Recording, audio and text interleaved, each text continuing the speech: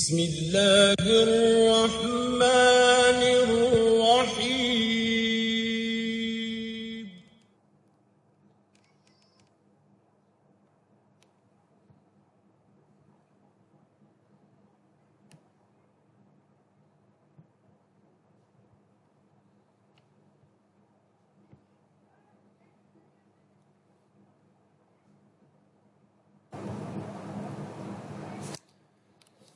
बिस्मिल्लाहिर्रहमानिर्रहीम। आज जो हमारा टॉपिक है वो साइंटिफिक प्रोग्रामिंग मेथडोलॉजी। हम इस टॉपिक के अंदर पढ़ेंगे कि हमने किस तरह कौन सी मेथडोलॉजी इस्तेमाल करनी है कि हमारे पास हमारी प्रोग्रामिंग साइंटिफिकली करेक्शन वाली हो, करेक्ट हो, एक्यूरेट हो, हमें रिजल्ट्स जो है वो एक्यूरेट मिले। तो यहाँ पे दोबारा से आउटलाइन से लगाने का मतलब ये है कि हमें पता चले कि हमने कौन कौन सी आउटलाइंस जो हैं वो रीड आउट कर ली हैं और कौन सी रहती हैं। तो हम इंशाल्लाह यहाँ पे ये येलो किया हुआ है, इसी तरह हम जो भी लेक्चर्स आ जाया करेगा उसको हम येलो कर दिया करेंगे और बाकी इंशाल्लाह नेक्स्ट जो है जैसे जैसे हम पढ़ते जाएंगे उसी तरह एक बाकायदा एक पोर्शन जैसे एक चैप्टर वाइज होता है उसको हम ब्लू कर लिया करेंगे। जैसे पहली लाइन जो है वो ब्लू की हुई है क्योंकि ये एक चैप्टर बनता है। तो हम इस एक चैप्टर को पढ़ेंगे, उसके बाद नेक्स्ट जो है उसको हम तरतीब वाइज चलते जाएंगे इंशाल्लाह अज़ीज़। तो यहाँ पर हमारे पास नेक्स्ट टॉपिक हमारा बन रहा है साइंटिफिक प्रोग्रामिंग मेथडोलॉजी। यहाँ पे साफ वाजे हो रहा है हमें कि साइंटिफिकली उसको इम्प्रूव करना है, कि हमें बताना है कि डिस्कस करना है कि साइंटिफिकली क्या चीज़ है। जो कंप्यूटेशनल फिजिक्स है वो साइंटिफिकली क्या है और प्रोग्रामिंग से मीन्स हम लेते हैं कि हमने जो प्रोग्राम्स लिखने हैं, हमने जो वहाँ पे एक बाकायदा एक परफॉर्मेंस के लिए एक स्ट्रक्चर बनाना है, सिंटैक्स लिखना है, वो क्या साइंटिफिकली है या नहीं। फिर हमने मेथडोलॉजी का मतलब कि हमारे पास उसके लिए जो मेथड हम चूज़ कर रहे हैं वो मेथड सही चूज़ कर रहे हैं, उस मेथड को इस्तेमाल करते हुए हमारा रिज़ल्ट जो है वो सही आएगा या नहीं। तो आए हम इंशाल्लाह पढ़ते हैं, देखते हैं ये क्या चीज़ है और इसको किस तरह डिस्क्राइब करना है। और पिछले लेक्चर की तरह इंशाल्लाह हम इसी तरह लिखेंगे, पढ़ेंगे कि हमारा पेपर के अंदर जिस तरह हम क्वेश्चन का आंसर लिख सकें। तो आए हमारे पास यहाँ पे अप्रोच, इसकी बाकायदा जो है डेफिनेशन लिखी हुई है कि approach to analysing complex real life problems, planning for software development and controlling the development process is called scientific programming methodology।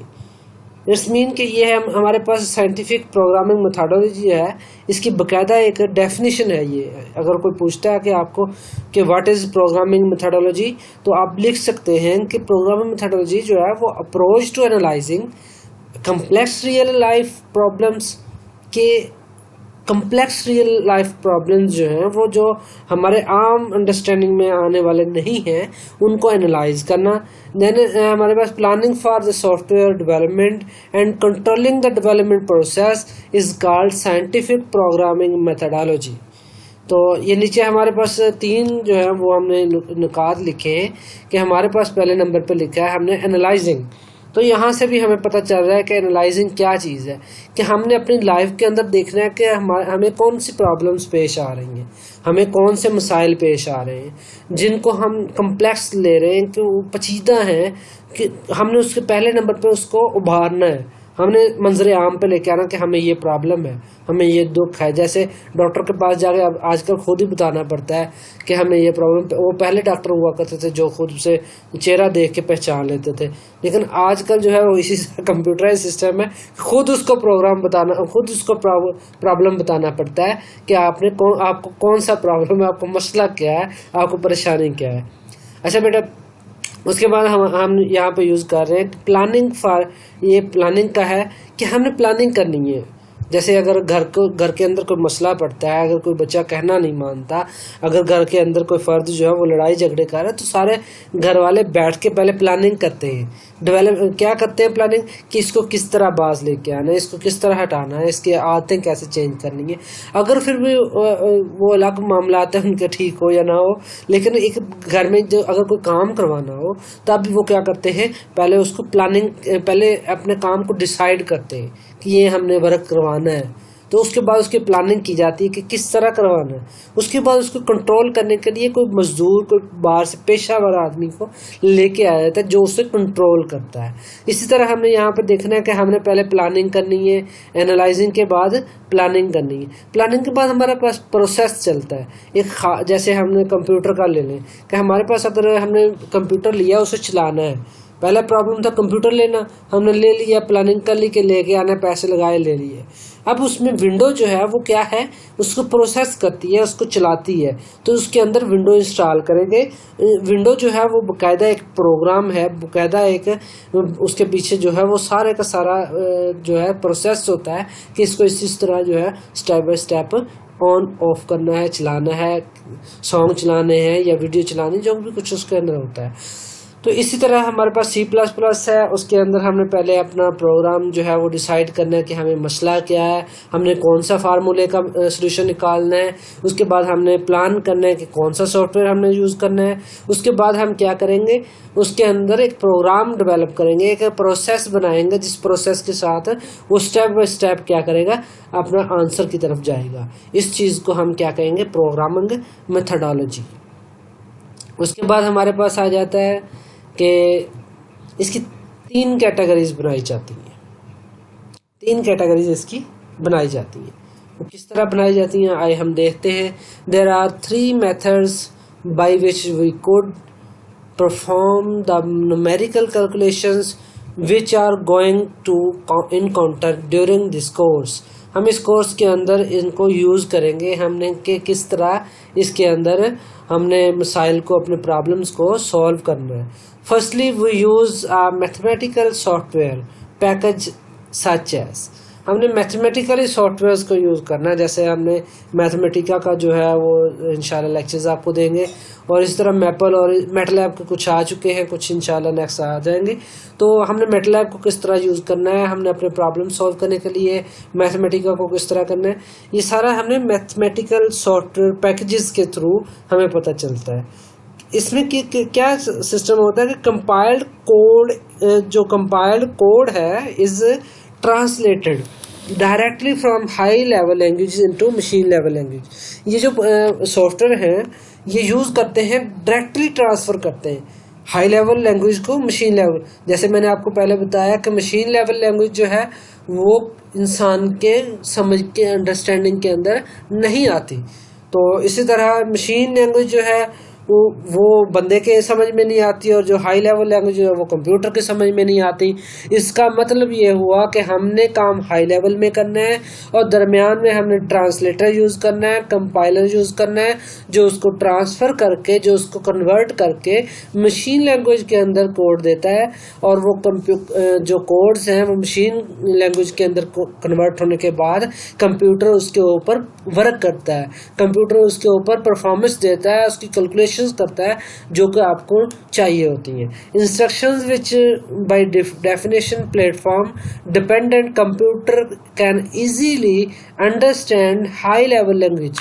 तो वो इस तरह का प्लेटफॉर्म बनाता है कि कंप्यूटर जो है वो हाई लेवल लैंग्वेज को इजीली अंडरस्टैंड कर सकता है। वो अंडरस्टैंड इसी तरह करता है कि पहले कंपाइल किया जाता है, कन्वर्ट किया जाता है मशीन कोड्स के अंदर, मशीन लैंग्वेज के अंदर, देन कंप्यूटर आसानी से समझ सकता है। ये नीचे मैंने प्रोसेस का थोड़ा सा ओवरव्यू दिया कि low level language LLL, low level language को क्या करता है, मशीन लेवल लैंग्वेजेस होती हैं वो, ठीक है, और उसको कंपाइल कोड के अंदर चेंज करता है। कौन सी को, जो ओवरऑल डाटा होता है वो कोडेड हो जाता है, 1001 की फॉर्म के अंदर चला जाता है, जिस वजह से कंप्यूटर उसे बहुत आसानी से क्या करता है, इजीली अंडरस्टैंड करता है और हमें हमारी प्रॉब्लम्स का सलूशन मुहैया करता है। उसके बाद हमारे पास जो हम इसके एडवांटेजेस भी हैं कुछ और डिसएडवांटेजेस भी हैं।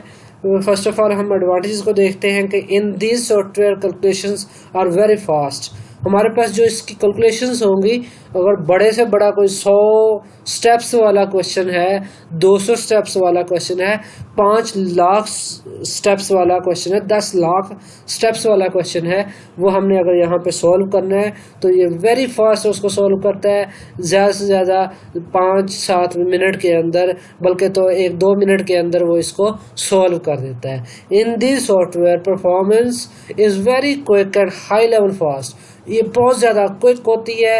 अगर आपने क्लिक किया है, इसको कंपाइल किया है, रन किया है, देन प्रोग्राम 1 सेकंड के अंदर, 2 सेकंड के अंदर कंपाइल होके, रन होके आपका सोल्यूशन लेके आपको सामने आ स्क्रीन में दे देता है कि ये लो भाई अपना सोल्यूशन हो, मेरा दिमाग ना खाओ। ठीक है, तो लिहाजा बात ये कि बहुत ही ज़्यादा ये high level language high level fastly काम करता है, क्विकली काम करता है। तो इसका डिसएडवांटेज में ज़रा ये है, थोड़ा सा एडवांटेज है, डिसएडवांटेज इसका तो ये बता रहा हूँ कि they proceed executable show on the screen code. हमारे पास एग्जीक्यूटेबल कोड्स को क्या करता है, स्क्रीन के ऊपर शो करता है, which is interrupted rather than compiled. तो अगर जब इसका एरर आता है तो उसको वो अपनी लैंग्वेज के अंदर वहाँ पे कोड लिखता है कि ये कोड है, इसकी कोड की एरर आ रही है। हमें वो समझने के लिए कोड्स को नेट पे पहले सर्च करना पड़ता है कि इसका कोड ये किस एरर का कोड है, लिहाजा ये थोड़ा सा उसके अंदर प्रॉब्लम आता है। लेकिन जब आप सीखेंगे तो इंशाल्लाह वो भी आपको बहुत आसान लगेगा। दैट कोड्स रजिस्ट कैलकुलेशंस, ये जो कोड्स होते हैं, अगर थोड़ा सा इसके कोड्स जो हैं जो आपको बताए जाएंगे इंशाल्लाह, जैसे हैश इंक्लूड, इस तरह कुछ भी है, या आपके पास मैटलैब के अंदर कोड्स हैं, वो अगर आप कोड्स गलत लिखेंगे तो आपके पास प्रोग्राम रन नहीं होगा। इस तरह सेकेंडली आपके पास जो सेकंड स्टेप है इसका, वो है we code write our program in high level language. हम अपना प्रोग्राम जो है हाई लेवल लैंग्वेज के अंदर लिखते हैं, यानी ABC यूज करते हुए लिखते हैं, but use calls to precompiled routine in commonly available subroutine libraries. तो हम इनको क्या करते हैं, सब रूटीन लाइब्रेरीज को इस्तेमाल करते हुए, क्योंकि जो हमारे पास सॉफ्टवेयर होते हैं इनके पास एक अपनी लाइब्रेरीज होती हैं जिसके अंदर बहुत सारा डाटा पड़ा होता है, बहुत सारे इंस्ट्रक्शंस पड़ी होती हैं, बहुत सारे कोड्स के रेलेवेंट जो है वो काफ़ी मवाद पड़ा होता है।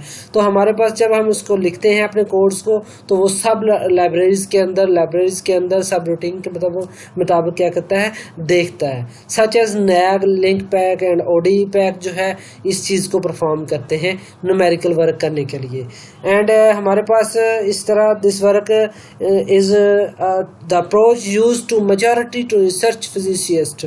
तो हमारे पास जो ज़्यादातर फिजिशियन हैं, जो ज़्यादातर फिजिक्स पे काम कर रहे हैं, जो न्यूमेरिकल एनालिसिस फिजिक्स पे काम कर रहे हैं, न्यूमेरिकली तौर पे फिजिक्स पे काम कर रहे हैं, उनके लिए ये बहुत ही फ़ायदेमंद है कि हमारे पास उसको मेजॉरिटी जो है वो यही सॉफ्टवेयर को यूज़ कर। जैसे हमारे पास मैथमेटिकल मेथड ऑफ फिजिक्स है जो BS और MSc को पढ़ाई जाती है, तो उसके अंदर अगर हमने बहुत बड़ी बड़ी जो है, जैसे आपके अभी बेसल फंक्शन है, ठीक है, और लेजेंडर फंक्शन है, पॉलिनोमियल है, इनको अगर हमने सॉल्व करना है तो हम ODE पैक जो है, लिंक पैक, मैथमेटिका और हमारे पास मैटलैब है, इसको यूज़ करते हुए हम इसकी बहुत ही इजीली स्टेप बाय स्टेप जो है परफॉर्मेंस गेट कर सकते हैं इन्हीं सॉफ्टवेयर को इस्तेमाल करते हुए।